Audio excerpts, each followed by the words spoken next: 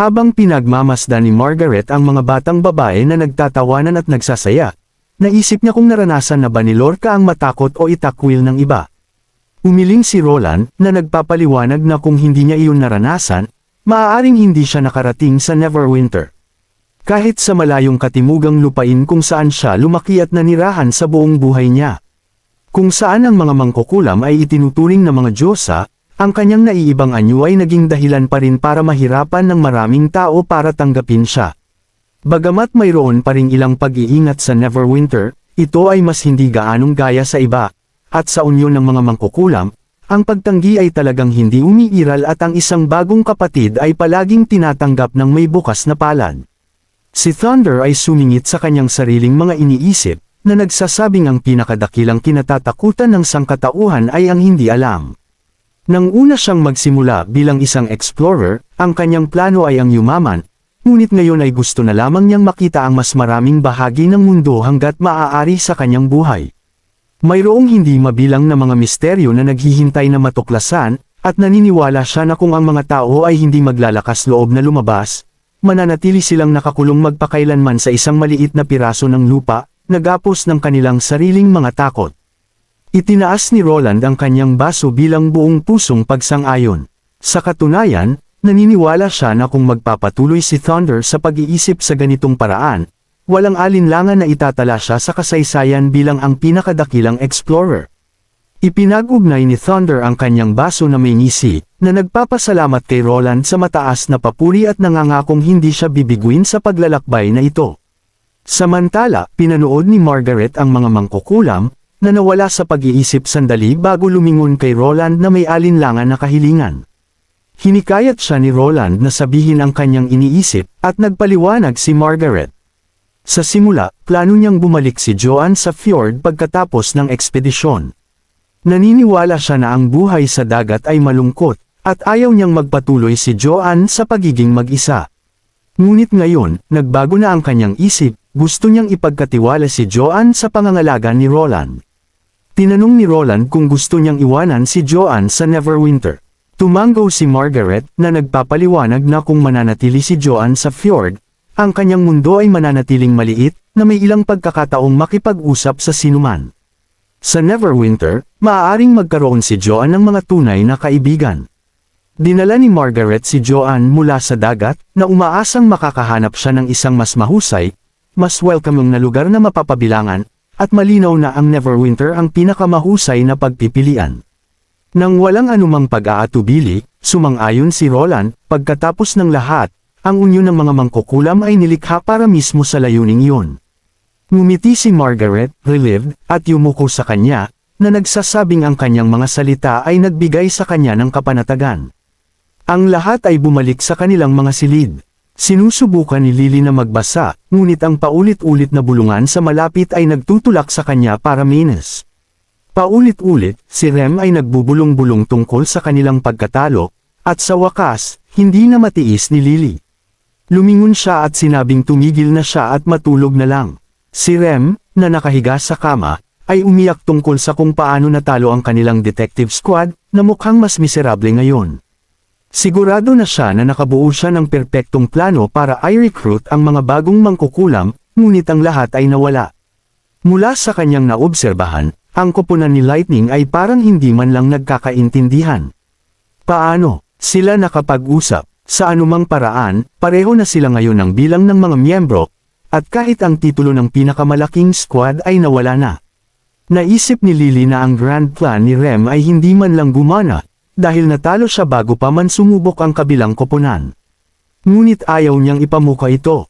Habang umuupo ulit si Lily, tinanong ni Rem kung hindi ba siya nalulungkot kahit kaunti. Bumantong hininga si Lily, na nagsasabi sa kanya na hindi siya kailanman sumang-ayon na sumali sa hamon sa unang lugar. Sa 3 miyembro lamang, natalo na sila habang outnumbered, kaya maaari na siyang umalis sa grupo. Kinuha ni Lily ang kanyang libro at nagpatuloy sa pagbabasa. Ngunit nakakagulat, hindi na siya kinulit ni Rem. Ang katahimikan ay talagang nagparamdam sa kanya ng hindi komportable, na nag-iisip kung masyado ba siyang naging harsh. Minsan nakakainis si Rem, ngunit ang kanyang mga intensyon ay mabuti. Kung wala ang kanyang mga kalokohan, sino ang nakakaalam kung gaano katagal bago nagsimulang makipag-ugnayan si Joanne sa iba? Oo, ang pakikinig sa kanyang kamahalan ay isang malaking hindi-hindi, ngunit walang tunay na pinsalang nangyari. Siguro masyado siyang naging matigas kay Rem. Pagkatapos ng lahat, hindi naman palaging ganito si Rem. Dati siyang napakamahiyain, lalo na dahil sa kanyang mga kakayahan, at madalas siyang pinapagalitan ni Hakura. Sa pag-iisip nito, biglang nakaramdam si Lily ng pagsisisi. Paano kung ang kanyang mga salita ay muling sumire sa diwa ni Rem? Lumingon siya, handang humingi ng tawad, ngunit nakita niya si Rem na nakalahad ang isang voucher na may umaasang mukha. Kumurap si Lily sa pagkalito, na nagtatanong kung ano ang ginagawa niya. Maiyang pakiusap ni Rem na huwag siyang iwan sa detective squad, kahit na iniaalok ang kanyang stash ng mga chaos drink bilang suhol. Kumbonsado siya na kung aalis si Lily, ang kanilang squad ay hindi na kailanman magkakaroon ng pagkakataong umangat muli. Nakaramdam si Lily ng kaunting ginhawa. Hindi pala mabilis maapektuhan ni Rem gaya ng kanyang inaakala. Kinuha ang voucher, tinitigan ni Lily ang mga mata nito. Nagtanong si Rem, ibig sabihin ba nito na mananatili ka? Ngunit umiling si Lily, na nagsasabing marami siyang ginagawa at walang oras para sa lahat ng mga laro ng detective ni Rem. Gayunpaman, sinabi niya na maaaring ipagpalit ni Rem ang voucher para sa isang tip mula sa kanya. At kung hindi siya makakaabala sa kanyang oras ng trabaho, maaaring magbigay siya ng ilang ideya paminsan-minsan. Nakikinig na mabuti si Rem habang pinapayuhan siya ni Lily. Kung talagang gusto niyang palawakin ang squad, hindi niya dapat subukang i-recruit ang mga mangkukulam tulad ni Liv o Soraya, na palaging abala. Sa halip, dapat siyang tumuon sa mga may mas maraming libreng oras. Pagkatapos, ipinaalala ni Lily sa kanya, isipin ang huling beses na pumunta tayo sa school district upang maghanap ng mga clues sa kaso ng sunog na iyon. Sino ba ang naroon? Tanong niya kay Rem. Naisip ni Rem si Amy ngunit nag-alinlangan. Si Amy ay hindi mula sa Grey Castle, may sarili siyang grupo, at natatakot si Rem na tanggihan siya. Pero sinabi ni Lily na si Amy talaga ang perpektong pagpipilian kung mare-recruit siya ni Rem. Ang iba pang mga mangkukulam ng Wolfheart ay malamang nasusunod, maliban kay Annie na medyo busy. Si Hero at Broken Sword ay walang gaanong ginagawa, at maaari ring isaalang-alang ni Rem na hilingin sa mga dating mangkukulam ng Bloodfong na sumali sa kanya. Naniniwala si Lily na, sa ilang mga magiliw na hiling, wala silang dahilan para tumanggi sa kanya, at maaaring palakihin ni Rem ang kanyang detective squad ng malaki. Idinagdag ni Lily ang isang huling payo, na umaasa na hindi magdudulot ng gulo si Rem kay kamahalan o basta na lang muling hamanin ang koponan ni Lightning. Hindi niya mapigil ang ipamuko sa kanya, na nagsasabing may kutob siya na hindi kailanman matatalo ni Rem ang koponan ni Lightning. Nena si Rem kay Lily, na inakusahan itong may kinikilingan, ngunit kinawayan lang siya ni Lily, na iginiit na wala siyang paborito. Pagkatapos ay sinabi niya kay Rem na matulog na at huwag na siyang abalahin. Habang tumatalikod si Lily, napansin niyang nakatayo pa rin si Rem. Isang bakas ng pag-aalala ang sumilay sa boses ni Lily habang mahina niyang tinanong kung may problema. Pagkatapos ng ilang sandali, inamin ni Rem na ang voucher ay talagang inilaan bilang recruitment fee ni Lily. Kaya ngayon na hindi na siya sasali, maaari ba niya itong ibalik? Nagtigil si Lily, pagkatapos ay biglang sumigaw na mukhang naiirita at sinabing, hindi pwede. Mabilis na dumating ang susunod na araw, at ang Neverwinter ay abala gaya ng dati. Pagkatapos ng mahabang araw na trabaho, ang tavern ay masiksikan kaysa karaniwan. May isang taong nagtanong ng may pag-uusisa, ano ba talaga ang tren? Nagkibit balikat ang isa pang parokyano, na hulaan na ito ay tiyak na isang bagay na kahanga-hanga kung ito ay dinisenyo ni kamahalan. Na nagsasabi kung paano ang bawat imbensyon ng hari ay tila hinahangaan ng lahat. Sa sandaling iyon, isang lalaking blonde ang pumasok sa tavern, at mabilis siyang binati ng tauhan. Na inihatid siya sa isang nakareserbang upuan sa bintana sa ikatlong palapag. Nagbigay ang lalaki ng malaking tip at umupo. Napansin kung gaano karami ang tao sa silid na lahat ay nakadungaw sa mga bintana. Kumalat na ang balita na ang makitid na kalye sa labas ang malapit ng maging ruta ng tren. Bagamat hindi niya maisip kung bakit ito inilagay sa napakalayo sa lugar ng tirahan. Ipinaliwanag ng isa pang parokyano na ang mga riles ay hindi para sa mga tao. Kaya inilayo nila ito sa mga mataong lugar. Naging curious ang blonde na lalaki at agad na nalaman na ang mga minahan ay may linya ng mga riles na ito, na pinapagana ng isang bagay na tinatawag na steam engine. Narinig niya ang mga steam engine na humihila ng mga kariton at naisip na gumagana ang mga ito ng maayos sa masungit na lupain. Ngunit kung ito ay sa patag na lupa, hindi ba kaya ng mga karwahe o mga kabayo ang parehong trabaho? Kaya bakit tinatawag ng konseho ng lungsod ang tren na ito na isang revolusyonaryong tool sa transportasyon? Inisip ng ilang mga parokyano na ang tren ay hype lamang, ngunit karamihan ay may tiwala sa salita ng hari, na alam na hindi siya kailanman nagmamalabis. Sa sandaling iyon, isang malakas na sipol ang umalangaw mula sa malayo. Lahat ay nagunat ng kanilang mga leeg, nakadungaw sa mga bintana. Nakita nila ang isang bagay na napakalaki, na gawa sa bakal, na lumalabas mula sa tunnel sa kahangahangang bilis. Nanlaki ang mga mata ng blonde na lalaki sa hindi makapaniwalang habang makapal na kulay abo na usok ang pumapalibot dito. Sa tabi ng tren, isang karwahe na may 4 na gulong na hinihila ng kabayo ang mabilis na tumatakbo, na may 2 kabayo na sumusubok. Itinutulak ng mga kabayo ang kanilang mga sarili sa limitasyon, ngunit kung ihahambing sa tren, ang karwahe ay malinaw na nahihirapan. Ang mga kabayo ay hinihingal na ng husto pagkatapos lamang ng ilang hakbang. Samantala, ang tren na puno ng karga ay tila hindi apektado ng bigat nito. Ipinagpalagay ng mga tao na ang tren ay maaaring humila ng kasing dami ng isang barko ng kargamento. Binilang nila ang mga bagon, na umabot sa 6, pagkatapos ay 7, lahat ay puno ng mga bato at mineral.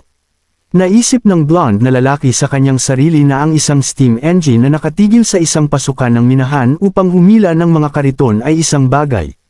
Ngunit ang isang steam engine na maaaring gumalaw ng mag-isa ay isang ganap na naiibang hayop. Naisip niya ang iba pang mga kaharian, kung saan ang mga Panginoon ay naglalakbay pa rin sa lumang paraan.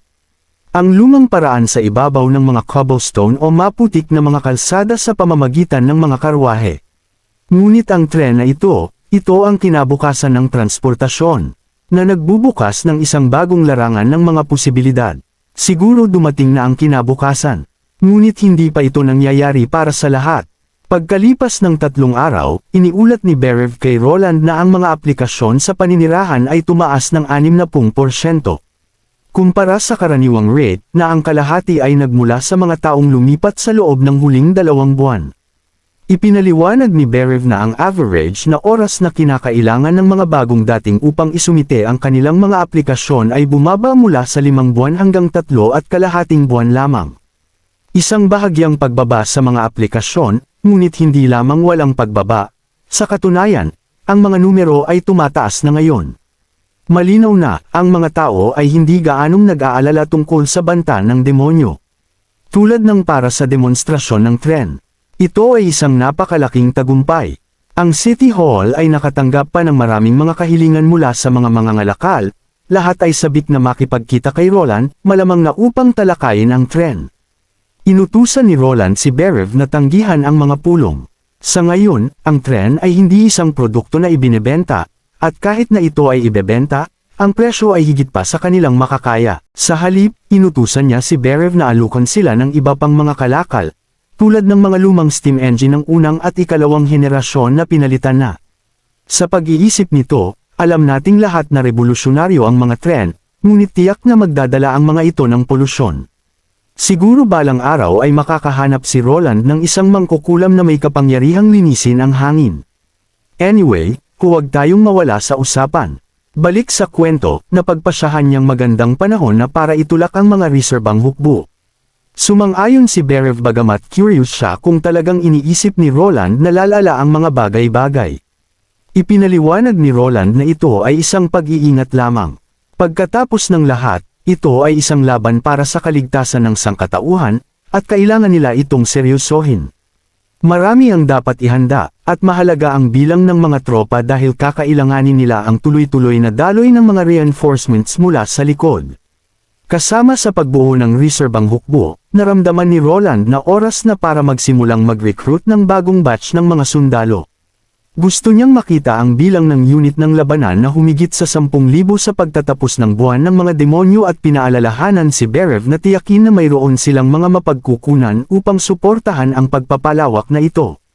Agad na sumang-ayon si Berev, pagkatapos ay umalis. Sa sandaling iyon, bumulong ang boses ni Nightingale sa tainga ni Roland, na nagbabalita mula kay Sylvie. May aktibidad sa panig ng mga demonyo, ang mga lumilipad na halimaw ay tila lumalawak ang kanilang saklaw ng patrol, at isang posibleng bagong kampo ang itinatayo. Naging seryoso ang ekspresyon ni Roland. Inutusan niya si Nightingale na ibalik agad si Sylvie at ang iba pa, pagkatapos ay ipinatawag muli si Berev at inutusan itong ipatawag ang lahat ng mga ministro ng departamento sa Kastilyo para sa isang kagyat na pulong. Mabilis na napuno ang bulungan sa meeting hall ng Kastilyo. Nagsimula si Sylvie sa kanyang briefing na nagdedetalye ng bagong intel. Ang mga lumilipad na halimaw ay nakita sa loob ng dating itinuturing na ligtas na lugar. Seryoso ang mukha ni Roland habang hinihingi ang mga iniisip ng lahat. Si Alethea ay tumawa, na tinawag itong parehong lumang taktika ng mga demonyo. Sinabi niya na kapag hindi gumana ang pananakot, ang mga demonyo ay babaling sa brute force na isang taktika na ginamit nila dati laban sa mga pinuno ng tao. Pinaalalahanan ni Roland na ang kanyang huling hula ay tinansya na aabutin ng mga demonyo ang 6 na buwan para sumulong. Si Alethea ay medyo nahihiya, na nagpapaliwanag na ibinis niya ang kanyang pagtatansya sa karaniwang oras na kinakailangan upang bumuo ng isang malaking kampo. Siguro ay nagmamadali lang sila, bulong niya, na idinagdag na ang mga labanan ay palaging hindi mahuhulaan. Hindi sumang-ayon si Roland. Kailangan ang surveillance. Ngunit ang lahat ng kanilang mga plano sa pagtatanggol ay batay sa 6 na buwang timeline na iyon. Kung ang kaaway ay magtatagal para magtatag ng kanilang kampo, naisip niya na maaari niyang pahabain ang release. Sa oras na iyon, magiging handa na siyang magpadala ng mga armored train at mga kanya na nakakabit sa release upang pigilan ang mga demonyo sa pagtatayo ng mga outpost. Si Agatha ay nagsalita para suportahan si Alethea, na tinitiyak sa lahat na hindi niya sinasadyang itago ang impormasyon. Sumang-ayon siya sa timeline ni Alethea dahil ang schedule ng pagpapalawak ng Federation ay palaging nagpapakita na ang 6 na buwan ang ganap na limitasyon ng mga demonyo. Tumpak ito hanggang sa pagbagsak ng Tikira. Ngunit ngayon, itinutulak ng mga demonyo ang limitasyong ito, na ginagawang hindi maaasahan ang timeline. Matapos suriin ang intel, sinabi ni Edith na hindi nakakagulat kung ang intel mula sa 4 na siglo na ang nakalipas ay sa wakas ay naging lipas na. Mukhang inis si Alethea ngunit walang batayan para magtalo.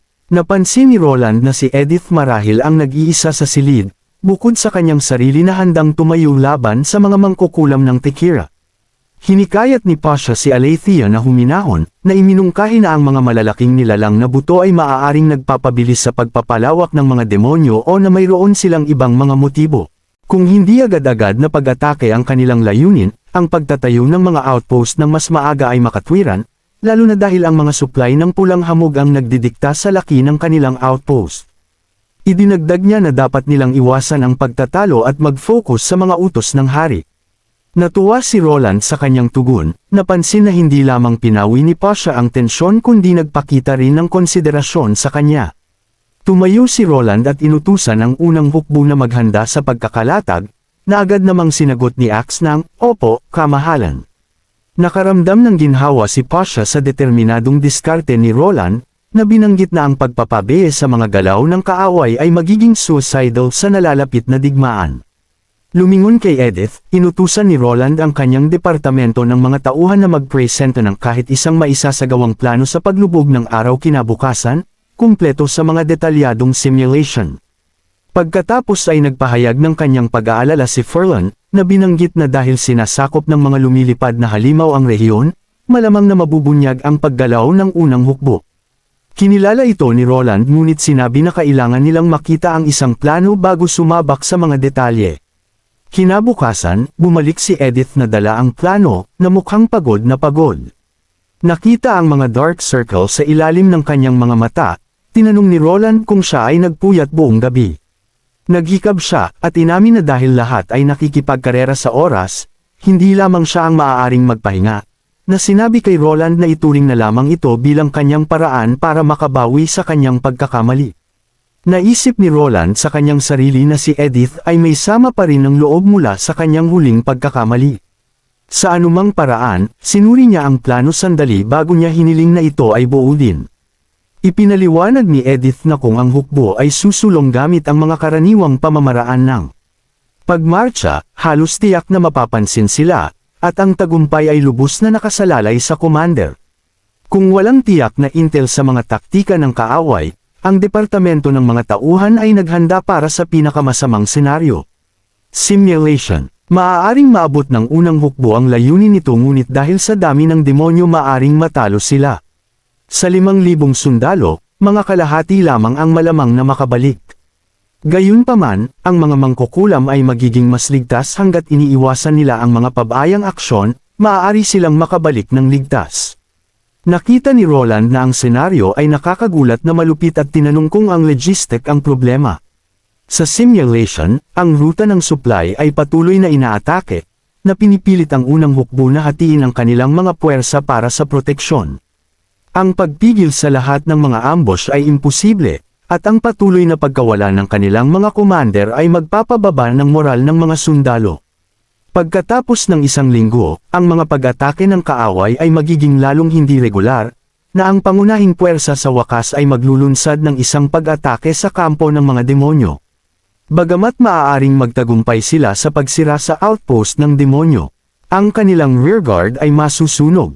Tinanong ni Roland kung ang rearguard na ito ay tumutukoy sa Neverwinter mismo, ngunit nilinaw ni Edith na ito ay literal na apoy dahil naniniwala siya na kung makita ng mga demonyo ang hindi pangkaraniwang aktibidad sa maulap na kagubatan, maaari silang mag-resort sa pagsunog sa buong kagubatan. Sisirain nito ang ligtas na ruta na nilikha ni Lady Leaf, at kung ang kanilang mga ruta ng transportasyon ay kailangang triplehin ng haba, ang unang hukbo ay masisira. Mawawala sa unang hukbo ang kanilang linya ng supply.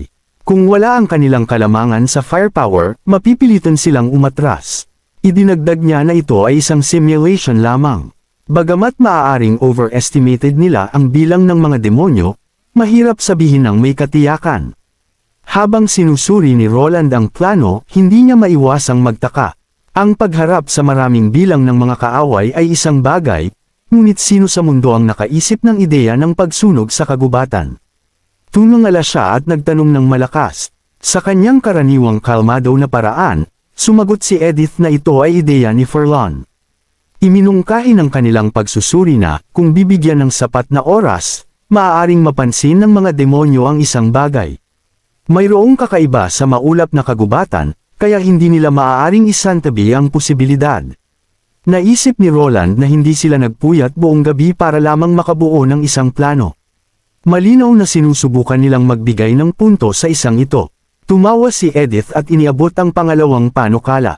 Ipinaliwanag niya na dahil hindi nila magagarantiya ang kaligtasan ng linya ng supply, bakit hindi na lang ito alisin. Naintriga si Roland, at hinimok niya itong magpatuloy. Inilahad ito ni Edith. Kung ang mga devouring worm mula sa Tekira ay maaaring maghukay ng mga tunnel sa pamamagitan ng mga hindi mapapasukang bundok, ang ilalim ng lupa ay dapat ding madaling pamahalaan. Sa pamamagitan ng paglalagay ng 2 devouring worm carrier upang maghukay ng sabay, maaari silang mag-ukit ng isang tunnel na sapat ang lapad para sa mga kariton na hinihila ng kabayo at maaari silang magbigay ng isang ligtas na ruta para sa pagdadala ng mga supply. Tumango si Roland, na nagudyok sa kanya na magpaliwanag pa. Iginuhit ni Edith ang disenyo ng tunnel na ipinapaliwanag na maaari nilang i-camouflage ang pasukan gamit ang mga tolda, maghukay ng mga vertical shaft na maaaring isara sa ibang pagkakataon, at mag-iwan ng mga butas para sa airflow sa kahabaan ng ruta. Ang pamamaraang ito ay magpapatagal sa kanilang pagmarcha ng halos 2 linggo. Ngunit dahil ang regular na bilis ng pagmarcha ay magiging mahirap sa ilalim ng mga pag-atake ng demonyo, aalisin ng pamamaraang ito ang kakulangan ng hukbo sa lakas sa himpapawid. Sa pamamagitan ng pagpapanatiling consolidated ang unit, siguradong maaakit nila ang buong atensyon ng demonyo. Tinanong ni Roland kung siya ang nakaisip ng ideyang ito na tinanguhan ni Edith, na kinikilala ito bilang isang collaborative na pagsisikap sa iba't ibang departamento. Kinamot ni Roland ang kanyang baba na mukhang impressed. Para sa karamihan ng mga tao, ang pagsasama ng mga devouring worm sa isang plano ng logistic ay hindi maiisip, ngunit ginamit ni Edith ang lahat ng magagamit na mapagkukunan, kahit nakasama ang bagong tatag na matematika. Pinuri ni Roland ang kanyang trabaho at inaprubahan ang plano. Inilagay ni Edith ang isang kamay sa kanyang dibdib bilang pagpupugay, bagamat hindi niya maiwasang idagdag na kahit na sa pangalawang plano, hinuhulaan pa rin ng kanilang simulation ang mga casualties, dahil hindi sila maaaring umasa sa mga pre-built na trenches at bunker mula sa mga nakaraang labanan. Naisip ni Roland kung iminumungkahi niya na maghintay sila ng isang mas magandang oportunidad, ngunit umiling si Edith, na sinasabing dapat silang sumalakay sa lalong madaling panahon. Kung ang banal na digmaan ay kasing brutal ng inilarawan ng mga mangkukulam ng Tekira, ang isang tunay na labanan ay mahalaga para sa unang hukbo. Nag-alinlangan siya bago idinagdag na masyadong nagmamalasakit si Roland sa buhay ng kanyang mga sundalo. Sa harap ng hindi kilalang banta ng mga demonyo, may mga bagay na higit pa sa kontrol ng tao, at gusto niyang maging handa siya. Hindi na-offend si Roland sa kanyang pagiging direkta. Matapos ang isang makabuluhang pagtigil, pinauwi niya si Edith, na muling sumaludo at umalis sa silid. Lumitaw si Nightingale, na kitang-kitang hindi natutuwa. Tinanong niya kung masama bang mag-alala sa kapakanan ng kanyang mga tao, na sinasabi na si Edith ay sumusobra. Gayunpaman, ibinalawala ito ni Roland, na nagsasabing wala siyang nakikitang masama sa magkaibang pananaw. Gayunpaman, balak niyang gawin ang lahat ng makakaya upang mabawasan ang mga masasawi. Sa sandaling iyon, ang komunikasyon ay lumiwanag. Ang ekspresyon ni Roland ay naging seryoso, na nagtatanong kung may ginawa na naman ang mga demonyo. Umiling si Nightingale, na nagsasabing ito ay magandang balita. Ang ikatlong grupo ng mga mangkukulam mula sa Slumbering Island ay inaasahang darating sa Neverwinter bukas ng gabi, na pinamumunuan ni Lady Camilla. Nakampan si Roland at sinabi kay Nightingale na ipaalam kay Wendy na tanggapin sila ng may parehong hospitalidad. Bigla niyang naalala na si Camilla ay isa sa mga mangkukulam na naglakbay kasama ni Joanne. Napansin ang kanyang nag-iisip na ekspresyon, nagtanong si Nightingale kung ano ang nasa isip niya. Tumanggaw si Roland na napagtanto na ang mga naunang simulation ay nagpapalagay na ang mga demonyo ang may kalamangan. Ngunit marahil ay makakahanap siya ng paraan upang mabawasan ang kanilang kalamangan. Hindi masyadong nakita ni Nightingale ang koneksyon, ngunit ngumiti lang si Roland, na inamin na hindi siya lubos na sigurado ngunit sulit itong subukan. Pagdating ni Camilla, plano niyang talakayin ang kanyang ideya sa kanya ng personal. Samantala, sa Crimson Water River, si Andrea ay nakatayo sa barko, na ninanamnam ang isang bihirang sandali. Bigla, isang mausisang boses sa kanyang likuran ang nagtanong kung bakit hindi kinokolekta ng mga tao sa baybayin ng mga kalapit na kahoy bilang panggatong. Nagulat, lumingon siya at nakita ang isa sa mga Tekira witches. Hindi niya inaasahan na naroon siya. Interesado sa mga ganitong bagay, ipinapalagay niya na ang mga Tekira witches ay hindi mag-aabala sa mga walang kabuluhang bagay. Ang mangkukulam ay tumawa, na inamin na sa mga araw ng Federation, ang mga ganitong gawain ay ipinapauubaya sa mga mortal. Gayunpaman, nabanggit niya na noon, siya mismo ay hindi naiiba sa mga mortal na iyon. Bilang isang mangkukulam na may mahinang kapangyarihan, ang Federation ay may kaunting dahilan upang mamuhunan sa kanya. Sa pagtatapos ng digmaan, halos nakalimutan na siya, na nakaligtas lamang salamat sa mga mortal na iyon matapos bumagsak ang lungsod. Nagulat si Andrea na marinig ito, na nakita kung gaano kahusay ang mangkukulam sa labanan. Ngumiti ang mangkukulam, na nagsasabing daan-daang taon ng pagsasanay. Sinabi ng mangkukulam na ang panahon lang ang nag-iisang bagay sa mundo na maaaring magpabago ng kahit sino. Kung ikukumpara sa ilan sa kanyang mga kapatid na babae, inamin niya, maswerte siya na naging siya. Hindi lamang ito nakapagpalakas sa kanya, ngunit pinahintulutan din siyang mag-ambag sa mga paraang hindi niya kailanman magagawa dati. Ang pakikipagkita kay Kamahalan Roland, idinagdag niya, ay parang isang gantimpala mismo. Nausisa, tinanong ni Andrea kung bakit niya ibinabahagi ang lahat ng ito sa kanya. Lumingon sa kanya ang mangkukulam at sinabing dahil humahanga siya kay Andrea.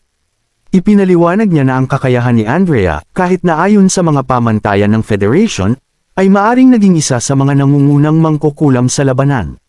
Dahil nakamit ni Andrea ang mataas na paggising sa murang edad, Tiyak na tataas siya sa mga ranggo sa Tekira. Ipinagtapat ng mangkukulam na ang kanyang pinakadakilang hangarin ay sumali sa Holy Guard at matanggap ang basbas ni Lady Natalia bago tumungo sa labanan. Ngayon, maaari lamang siyang mainggit kay Andrea, na hindi pa rin naabot ang kanyang mga limitasyon. Sinabi niya kay Andrea na haharap siya sa maraming hamon sa hinaharap ngunit ipinaalala sa kanya na maraming tao ang humahanga sa kanyang lakas. Narinig ito, na pagtanto ni Andrea na sinusubukan siyang aliwin ng mangkukulam.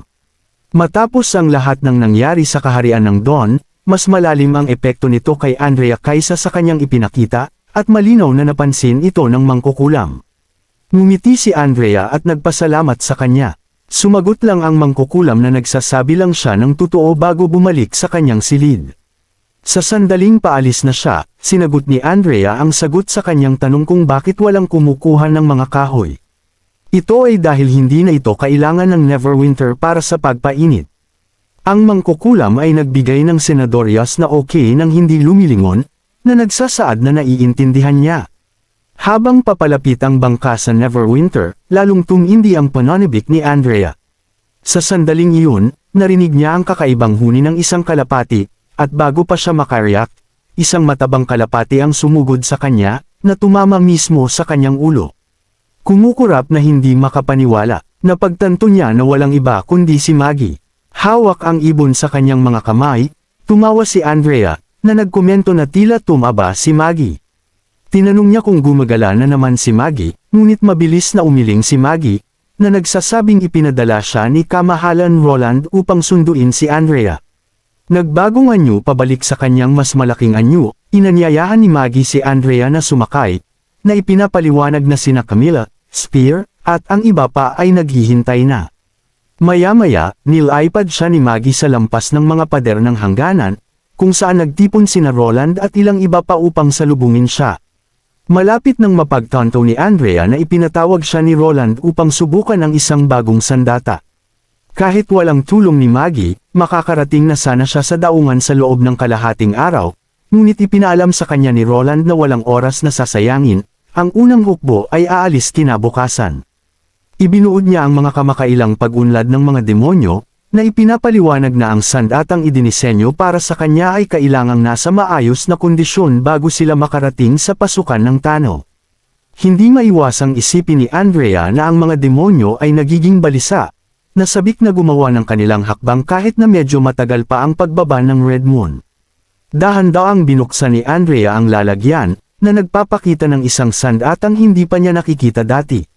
Sinabi ni Roland na ito ay isang anti-material rifle, pagkatapos ay mabilis na itinuwid ang kanyang sarili, na tinawag itong anti-monster sniper rifle. Itinaas ni Andrea ang isang kilay, na itinuturo na wala itong scope, kaya ang pagtama sa isang target na hindi niya nakikita ay imposible. Pagkatapos ay ipinaliwanag ni Roland na sina Camilla, Spear, at Sylvie ay naruroon mismo para tumulong. Ang plano ay simple, pag-uugnayin ni Camilla sina Sylvie at Andrea, at ibibigay ni Spear ang mahikang kapangyarihan para mapanatiling konektado ang dalawa. Si Spear, na ipinatawag sa huling sandali ay bumantong hininga na nagsasabing mas gusto niya ang mas maagang abiso sa susunod sa halip na paliparin siya sa pinakamabilis na bilis ni Maggie. Sinabi niya kay Roland na hindi na siya kasing bata ng dati. Hindi mapigil ang mag-ikot ng mga mata ni Roland nang maalala niya kung paano uminom si Spear ng maraming purified water mula kay Lily at humingi pa ng karagdagang mga recruits mula sa susunod na batch ng mga trainees ng City Hall. Pero heto siya, na parang gumagawa ng isang hindi pinapahalagahang pabor, napakatipikal ng isang matandang politiko. Samantala, hindi sigurado si Andrea kung gagana pa rin ang kanyang mga kakayahan sa kakayahan ni Sylvie. Kaya naman ipinatawag siya ni Roland para subukan ito. Sumulyap siya sa sniper rifle, at nagsimula sila sa mga pagsubok. Samantala, sa kabilang bahagi ng bayan, si Carter ay kinakabahang nagpapabalik-balik sa labas ng kanyang silid. Sinusubukang tiyakin sa kanyang sarili na magiging maayos ang lahat at na isang sanggol lang ang ipapanganak. Sinabi niya sa kanyang sarili na naroon sina Nana at Miss Lily kaya walang maaaring magkamali. Naghanda pa si Roland ng backup plan na tinitiyak na ligtas ang ina at si Miss Lily. Gayunpaman, ang ideya ng C-section ay nagpapabalisa sa kanya. Ngunit kung sinabi ng kanyang kamahalan na ayos lang, tiyak na magiging ayos ito. Lumapit si Eileen, sinusubukang aliwin siya na nagsasabing sigurado siyang malalampasan ni May ito na nagsasabing si May ang pinakamalakas na tao na nakilala ni Eileen. Tumango si Carter, nagpapasalamat sa kanya bagamat nanatili ang kanyang pag-aalala. Bigla umalangaw ang malalakas na hiyawan mula sa labas. Napagtanto niya na ito ang araw ng pag-alis ng hukbo. Nakangiting tumingin si Eileen sa mga sundalo, na binabanggit na ang kanyang sariling asawa ay kabilang sa kanila. Matagal na niyang hinahangad na makapaghiganti sa mga demonyo. Tinanong ni Carter kung bakit niya ito tinawag na paghihiganti, at ipinaliwanag ni Eileen na ito ang paraan ng kanyang asawa para parangalan ang mga nasawi sa mga demonyo. Ang pakikipaglaban para sa kanilang alaala ay nagbibigay sa kanya ng lakas. Hindi maiwasang hanggan ni Carter kung paano kahit ang mga dating noble knights tulad ni Furlan ay nakikipaglaban na ngayon para sa mga karaniwang tao. Marahil ang pangarap ng kanyang kamahalan ng isang nagkakaisang kaharian ay unti-unting natutupad. Bilang dating personal na knight at bodyguard ni Roland, si Carter sana ang isa sa mga unang lalaban para sa kanyang kamahalan, ngunit sa paano'y lumayo siya sa landas na iyon. Sa sandaling iyon, ang tunog ng unang iyak ng sanggol ay nagpabalik sa kanya sa kasalukuyan. Nagmadali si Carter sa silid kung saan si Nana ay nakahinga ng maluwag at itinuro ang isang maliit na bagong panganak na nakahiga sa tabi ni May. Nagmadali si Carter at sinabing lalaki ito. Tumingin siya kay May, pagod at basang-basa ng pawis, na nawalan ng salita sandali. At sinabi, tatay ka na ngayon. Labis na naantig, mahigpit niya silang niyakap pareho, na tumulo ang mga luha sa kanyang mga pisngi. Samantala, sa hilagang kanlurang labas ng Neverwinter, sa kaibuturan ng maulap na gubat, lumabas si Snake Fong mula sa kanyang tolda. Matagal na siya sa construction crew ng Riles. Pagdaan sa tren, napansin niya ang isang kakaibang paggalaw mula sa isa sa mga cargo cart. Sa pag-usisa, nagtago siya sa mga bushes para panuurin habang tinatanggal ang tarp na nakatikip dito, na nagpapakita ng dalawang malalaking nilalang na gumagapang sa loob, na ikinagulat niya. Ang isa sa mga nilalang ay nagsalita pa, na nagsasabing gutom ito at nagtatanong kung may makakain. Sa kalahating segundo, ang isip ni Snake Fong ay nag-isip ng isang posibleng tugon mula sa isa sa mga sundalo na katulad nito. Ngunit sa kabutihang palad, wala sa mga iyon ang nangyari. Sa halip ang bawat sundalo ay maingat na nagdala ng isang malaking kahoy na bar aisles na puno ng pagkain at ibinigay ito sa mga nilalang, na nilamon ito. Bago nawala pabalik sa gubat, huminga siya ng malalim, tinitiyak na talagang umalis na sila bago lumabas. Sa pag-iisip sa mga nakaraang araw, naalala ni Snake Fong ang mga kakaibang tanawin na kanyang nasaksihan, ang dalawang malalaking nilalang na iyon, ang mga napakalaking lobo na kakaiba, hindi inaatake ni Lady Leaf at isang misteryosong lalaki na pumupunta para manghuli sa ilang mga araw. Parang nakikita niya ang isang nakatagong bahagi ng Neverwinter, isang bahagi na parehong nakapagpapakilig sa kanya at nagparamdam sa kanya na mas konektado sa lungsod. Naisip niya, ang tunay na kahulugan ng buhay. Pagbalik sa kastilyo, nakatanggap si Nightingale ng balita sa pamamagitan ng communication seal na natapos na ang mga kampo ng hukbo ang unang yugto ng plano. Minarkahan ni Roland ang kanilang mga posisyon sa mapa at pagkatapos ay tinanong kung tumugon na ang mga demonyo. Tumugon si Nightingale na, ayon kay Sylvie, wala pang reaksyon dahil tila nakatutok ang mga demonyo sa pagtatayo ng kanilang mga outpost. Ilang itim na batong haligi ang naitayo, at isang pulang linya ang lumitaw sa likod ng kanilang mga watchtower. Tinansya ng staff department na ang bilang ng mga nilalang na mahaba ang binti ay malamang na limitado rin. Para kay Roland, ito ay magandang balita. Inutusan niya silang magpatuloy sa pagsubaybay at magulat ng anumang mga update kaagad. Tinataya ni Roland na, maliban sa anumang mga sorpresa, ang unang hukbo ay papasok sa reconnaissance zone ng mga demonyo sa loob ng mga 6 na araw. Napansin ni Nightingale na mukhang nag-aalala pa rin siya, kaya ipinaalala niya sa kanya na ang bagong pagsubok sa mga armas ay naging matagumpay. Ipinaliwanag ni Roland na ito ay isang pagsubok lamang at anumang bagay ay maaaring mangyari sa aktwal na labanan. Tiniyak sa kanya ni Nightingale na ang isang armas na may kakayahang tumama sa isang target na 5 kilometro ang layo ay kahanga-hanga na, at may tiwala siya na hindi sasayangin ni Andrea ang armas. Sana nga, sabi ni Roland, Pagkatapos ay binanggit niya na matutulog siya at hiniling na huwag istorbohin maliban kung ito ay isang emergency. Naiintindihan ng kanyang ibig sabihin, itinanong ni Nightingale kung gusto niyang sumama sa kanya ang mga mangkukulam ng tequila. Umiling si Roland at sinabing hindi na kailangan. Naglaho si Nightingale sa hamog, nangangako na walang makakalapit sa kanyang ilaw na haligi. Di nagtagal, nakatulog si Roland at muling napunta sa mundo ng panaginip. Tinitingnan ng kalendaryo, naalala niya na ngayon ang araw ng pagbabalik ni Garcia mula sa headquarters. Nangako itong dadalan siya ng libro ng Reference to the Divine War. Kinuha niya ang telepono at idinial ang numero ni Garcia, at mabilis itong sumagot, ang tono niya ay puno ng sarkasmo. Nang aasar ito, na tinatanong kung itatapon niya ang kanyang telepono sa inis kung hindi niya dala ang libro. Na ipinapaalala sa kanya na kinulit na niya ito 3 araw na ang nakalipas at hindi siya katulad niya na tumutupad sa kanyang mga pangako. Hindi pinansin ang kanyang sarkasmo, itinanong ni Roland kung nasa kanya ang libro. Nang sumagot ito na nasa kanyang lugar, pumunta siya roon. Nang buksan ni Garcia ang pinto, mukhang bagong ligaw ito, nakasuot ng pula at puting damit ng martial fighter. Ipinagtimpla niya ito ng isang basong tubig, at itinanong ni Roland kung may laban siya mamaya. Ipinaliwanag ni Garcia na nakasuot siya ng ganoon para magamit ang kanyang impluensya bilang isang martial fighter para sa isang bagay mamaya.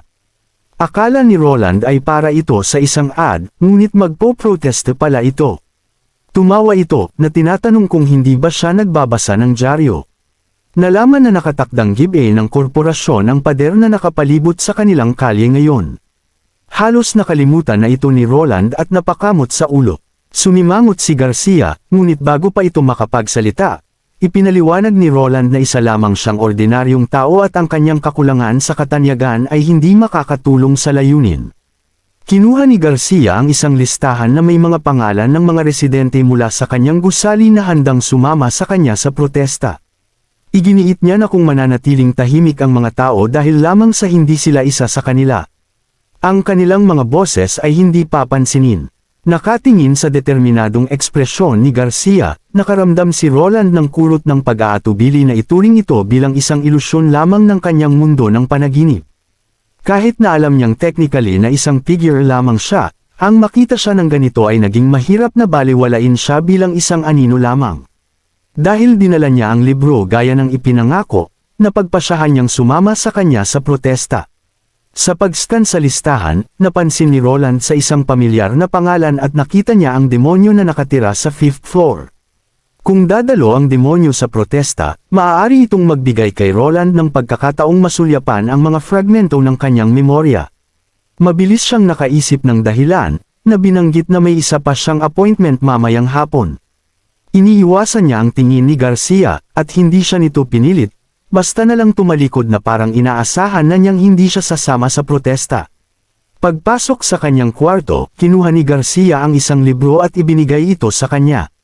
Napansin ni Roland na ang libro ay walang nakalistang autor.